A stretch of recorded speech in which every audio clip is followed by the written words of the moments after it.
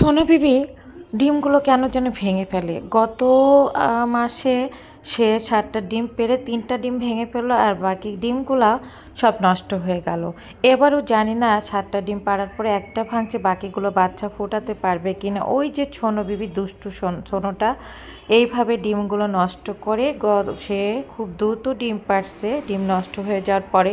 তো এবার আশায় আছে হয়তো কিছু বাচ্চা হবে। আজ সকালে ঘুম থেকে উঠে দেখি ছোনো বিবি এই ডিমটা ভেঙে ফেলছে আর বাকিগুলো এখনও অক্ষত আছি, জানি না সে বাচ্চা